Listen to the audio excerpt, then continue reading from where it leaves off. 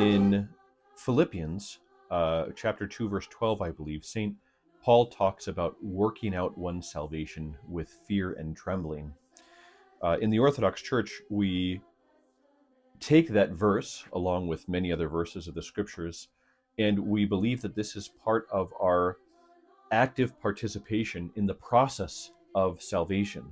And if you look through the Scriptures, salvation is typically and very commonly described in either directly or indirectly in terms that would indicate a process of salvation. And in the Orthodox Church, the nature of man's participation in salvation is typically lived out in the form of asceticism.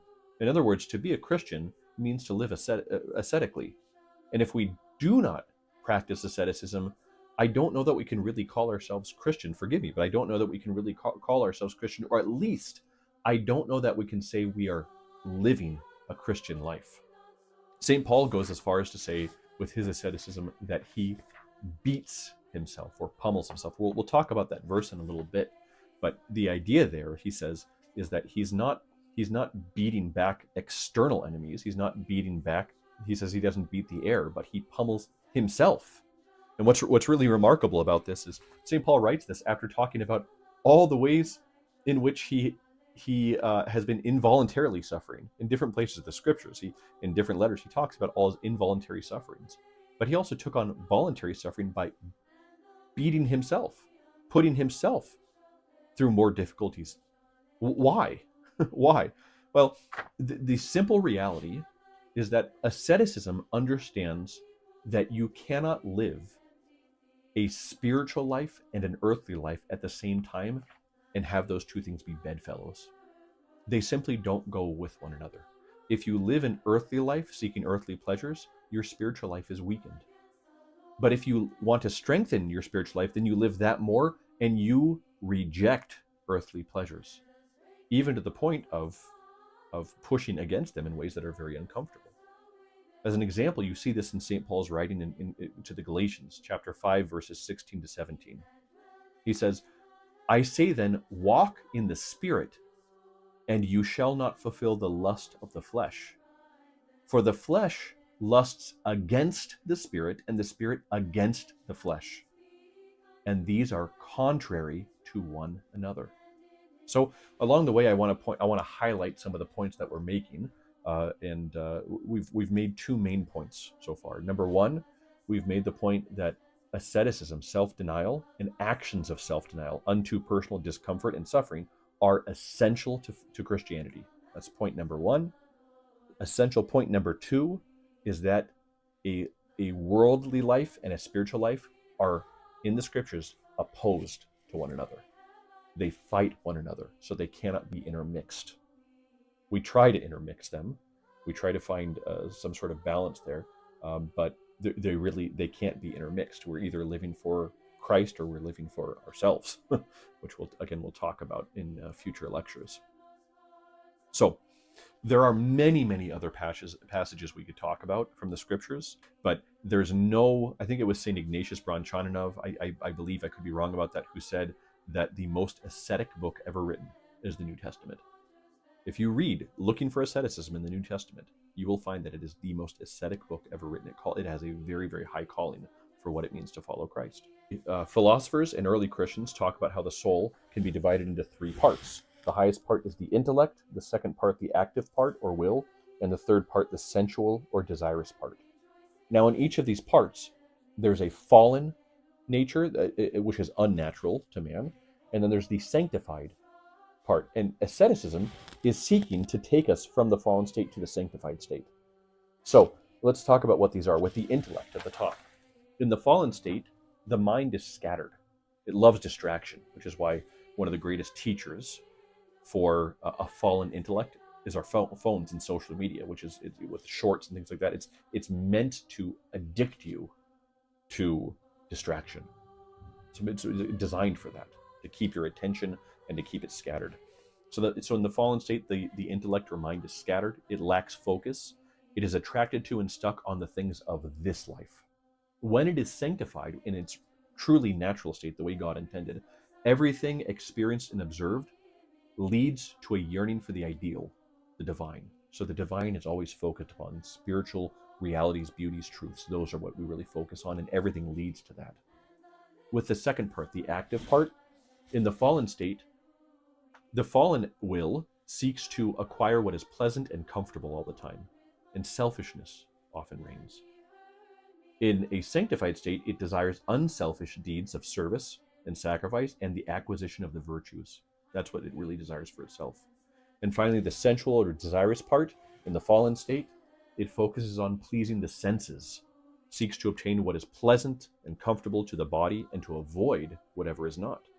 In a sanctified state, it takes in what is needed to sustain life only what's needed to sustain our struggle, and it loves the beautiful over all else. The love of the beautiful predominates. Okay, why is that important? Well, again, if you look carefully in the scriptures, you'll see that that tripartite division is actually within the scriptures themselves. So much so that when Christ is baptized, it says that the Spirit drove him into the desert to do battle with Satan. And how does Satan tempt Christ? With three temptations. If you look closely, those three temptations go up the tripartite soul. Turn these rocks into bread. Sensual part, comfort, right? That's the first temptation. The second temptation, make yourself fall from a great height and have the angels hold you up and save you. In other words, take your will and do a miracle that's all about you. There's the second temptation. The third one, I'm going to take you to the pinnacle of the temple and show you all these things will be yours. Everything will be yours. In other words, a complete focus on this world and not on spiritual things. The three temptations directly relate to the tripartite soul. So the Christian looks at this and he says, well, if part of following Christ means these parts need to be sanctified, I can't just say yes once to Christ and it happens. Rather, this is a process. Christ wants to not just save me, but to make me a saved being, which means each of those parts of my soul will act and exist in a salvific way, which means in a proper natural way that is already paradisical in a way. And so we believe in what's called synergy. And synergia, is actually a word that is in the New Testament, and it's about working with the grace of God. So we know that we can't sanctify those three parts of the soul by ourselves, but if we work with God, the grace of God can. And the grace of God will sanctify each part and bring it to its natural state. Now, here's the problem. What happens if we're attempting to sanctify? Let's go with the bottom, the desirous part. Let's say we're absolutely gluttons or addicted to lust. Let's say both, because they often go together. We're addicted to food and to lust. I can't sanctify that part while feeding the fallen state at the same time.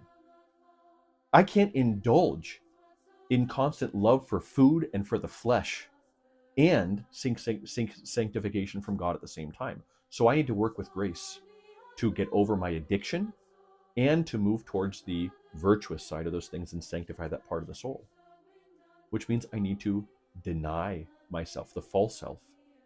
I need to take up a cross because it's going to be painful getting rid of those things. It's going to be difficult. And then I need to follow Christ by seeking the corresponding virtues and seek those. So you see, asceticism is absolutely essential to the gospel living, the gospel life. And synergy is just working with God, because I can't just give my assent once and expect it to happen. This is a process. And salvation throughout the scriptures, if you look closely, is described, and you don't even have to look that closely, but it's described as a process. Work out your salvation. Salvation is a process, and synergy, the working of man with the grace of God. God and man working together. And this is what the Orthodox Church believes. So, as I said, the love of the spiritual life and love of this world and the self are seen as opposed to one another. So love for God and love for self and the world are presented as opposite and therefore at war with one another. But people hear this and they hear that Orthodox Christians will practice fasting and lengthy prayers, prostrations to the point of even pain. And they begin to have these very wrong conceptions about what asceticism is. So I want to talk now about what asceticism is not. What is it not? Okay. Asceticism is not about saving yourself.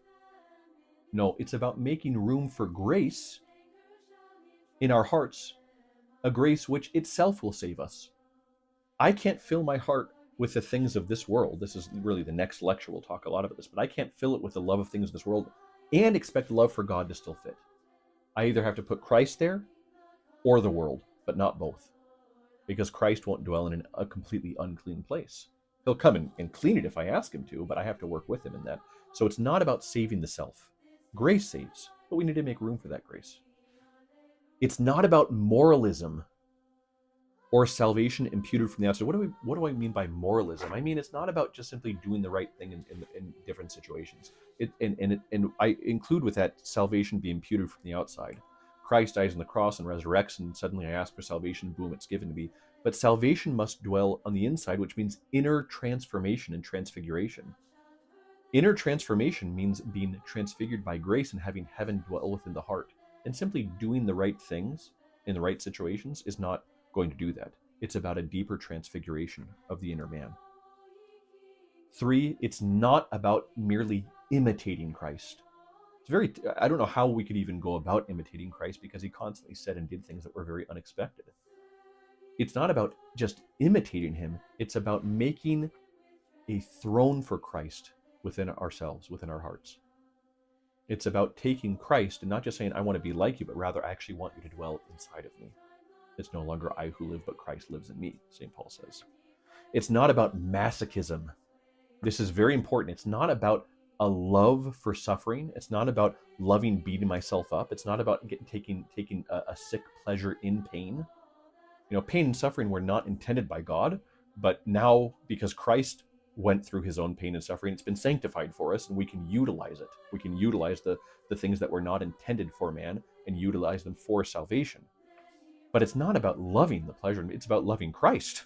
It's about seeking to fulfill the truest and deepest desires of the heart.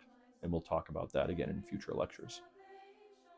And mainly, it's not about what we lose. People here in fasting, they think of fasting as all about what we're not eating. We're not eating meat. We're not eating dairy. Oh, how miserable. No, it's about what you gain. If you make fasting about gaining grace, you start to love grace more than you love food, which is really the goal, to love the spiritual life more than the worldly pleasures. So I want to end this lecture, or get at least to near the end, by reading some scriptural passages that we haven't read so far. I think maybe one of them we have, but that show everything that I've talked about so far as being, again, intricately not just scattered throughout the scriptures, but actually it's the very essence of what the scriptures and the Christian life is. Again, a non-ascetic Christianity is an oxymoron. It doesn't exist based on Christ's own teaching. So let's look at some verses from the epistles and from the Gospels, and see where we can find asceticism. So let's begin with Romans 8:16-17.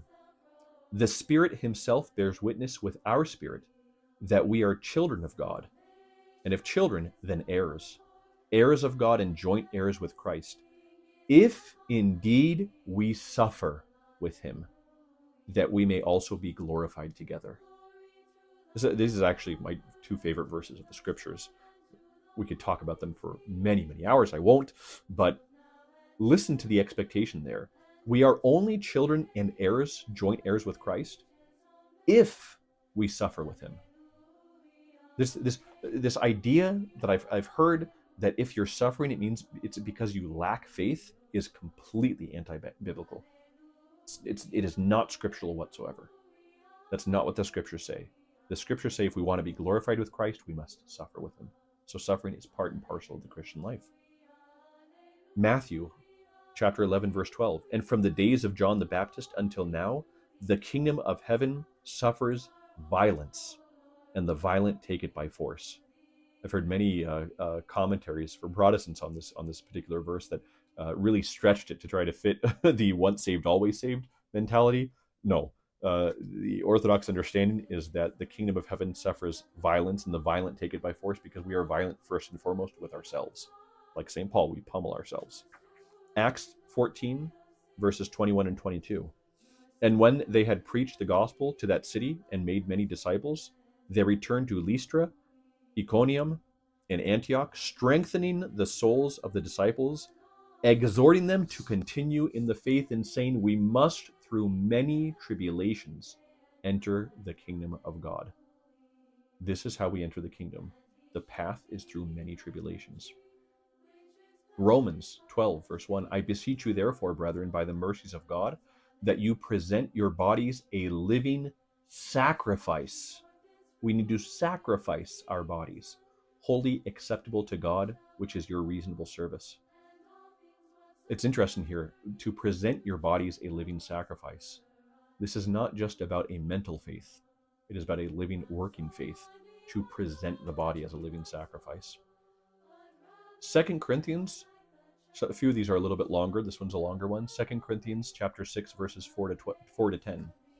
But in all things we commend ourselves as ministers of God, in much patience, in tribulations, in needs, in distresses, in stripes, in imprisonments, in tumults, in labors, in sleeplessness, in fastings, by purity, by knowledge, by long suffering, by kindness, by the Holy Spirit, by sincere love, by the word of truth, by the power of God, by the armor of righteousness, on the right hand and on the left, by honor and dishonor, by evil report and good report, as deceivers and yet true, as unknown and yet well known, as dying, and behold we live, as chastened and yet not killed, as sorrowful yet always rejoicing, as poor yet making many rich, as having nothing and yet possessing all things.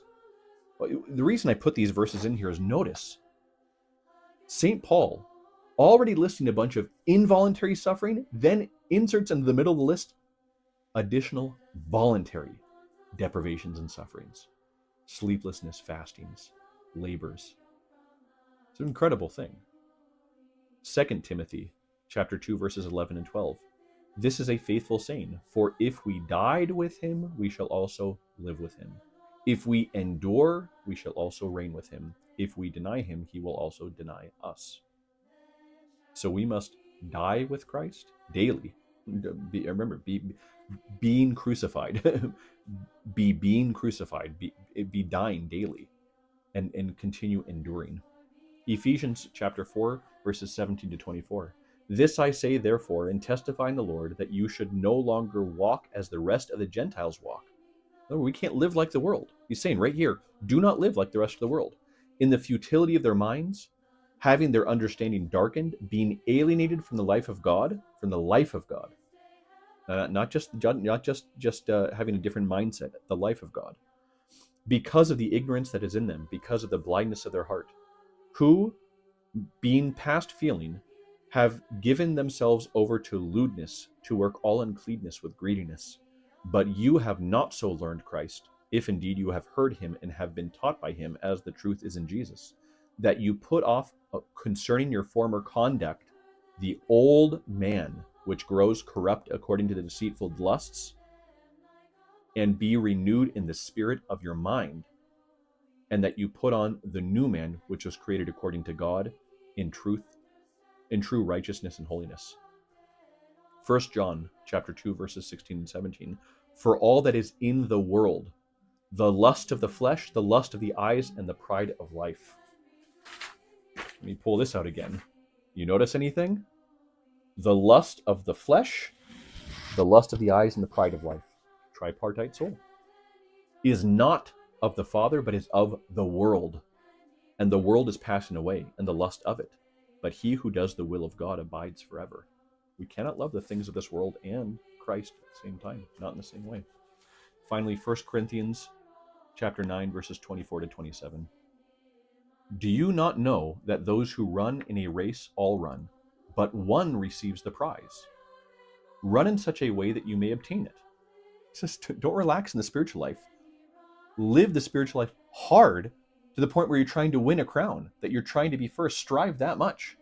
He's telling you, strive. No one would say to St. Paul, oh, that's work salvation. He's saying you must strive. And he goes further. And everyone who competes for the prize is temperate in all things.